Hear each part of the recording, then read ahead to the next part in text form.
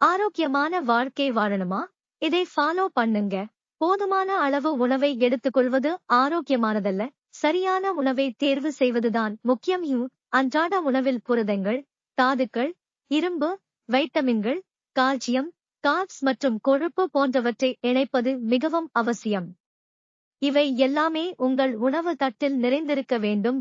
உணவில் முழு தானியங்கள், பருப்பு வகைகள், பால் பொருள்கள், இறைச்சி வகையில் மீன், கோழி, முட்டை, காய்கறிகள் மற்றும் பழங்கள் வரை சீரான உணவு திட்டத்தை பின்பற்ற முடியும்.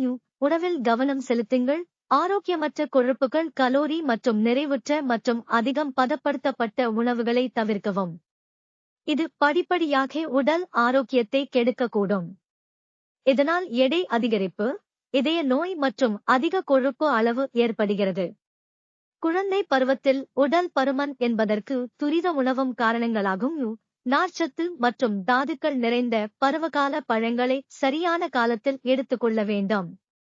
சுவையான இனிப்புகள் தவிர்க்க வேண்டியதில்லை, ஆனால் அளவாக எடுத்துக்கொள்வது அவசியம். அதனால் உணவில் எப்போதும் ஒரு கவனம் செலுத்துங்கள். Thanks for your spend your valuable time.